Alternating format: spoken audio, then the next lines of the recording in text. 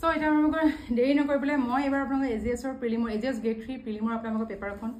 কিছু সংখ্যক আপোনালোকক কি আহিছিলে মই কৈ যাম অবভিয়াসলি সকলো আপোনালোকক পিডিএফ পালে এতিয়ালৈকে বা সকলোৱে চাইছে কিন্তু মই আপোনালোকৰ নিজে যেহেতু দি মিলি আহিছো ফেল কৰিম বুলি মই গম পাওঁ নকৰিলে হেয়া ভগৱান কিন্তু হে সো মই ভাবিলো যে ডিসকাস কিছুমান মানে কেনেকৈ আহিছিলে মই কৈছো আৰু জাস্ট কি আহিছে মই হেহে ক'ব খুজিছো সকলোৱে জুনিয়ৰ নাইছো সো আপোনালোকৰ ফাৰ্স্ট কোৱেশ্চন আহিছিলে যে হাউ মেনি কনস্টিটিউশন এমেন্ডমেন্টস এক্টস হ্যাভ বিন এনেক্টেড টিল ডেট এতিয়ালৈকে কনস্টিটিউশন এমেন্ডমেন্ট কিমান হেৰি হৈছে আৰু তাৰ এনসাৰ হৈছে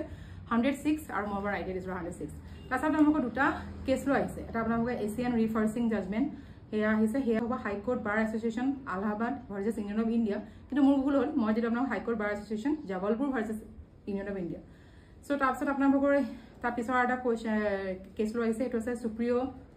versus union of India a constitution bench of the supreme court held that তাত আপোনালোক কি হেৰি কৈছিলে এইটো ইয়াৰ এনসাৰ হ'ব right to marry is not a fundamental right বুলি সো এতিয়ালৈকে এনসাৰ কিট পাইছো হা বেলেগে মইতো হেৰি কৰা নাই আৰু সেইটো মোৰ ৰাইট হৈছিলে সো তাৰপিছত আপোনালোকৰ সেই আৰু আৰ্টিকলছ আপোনালোকৰ 19 আহিছে আছে আৰ্টিকল 300A আপোনালোকৰ সেই দুটা 19(1)(f)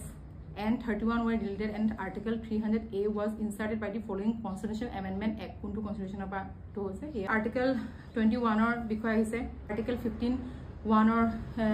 তাত কি আছে আপোনালোকৰ discrimination against any citizen on the grounds of কি গ্ৰাউণ্ডছৰ হেয়া আহিছে জুডিশিয়েল ৰিভিউ আপোনালোকৰ কনসেপ্টটো আপোনাৰ ইনস্পায়াৰ কোনখন কনস্টিটিউশনৰ পৰা হৈছে হেয়া তাছত আপোনালোকৰ আৰ্টিকল 21 ৰ হেয়া আহিছে তাছত আপোনালোকৰ হৈ গৈছে আকৌ এগেইন আপোনালোকৰ বিএনএছ ৰ আহিছে ফৰেনসিক টিম চেঞ্জ হেয়া আহিছে তাছত ট্ৰাইবেল এৰিয়া আপোনালোকৰ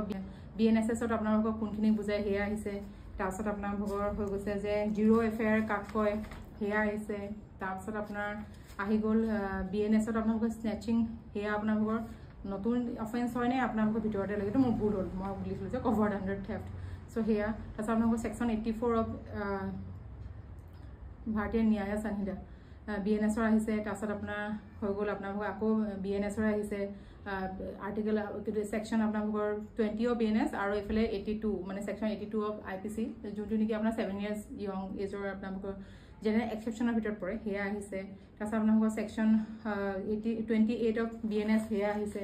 তাৰপিছত আপোনাৰ হৈ গৈছে যে বিএনএছ ৰ আপোনালোকৰ আহিছে দেই বিএনএছএছ ৰ আহিছে তাছত আকৌ বিএনএছএছ ৰ আহিছে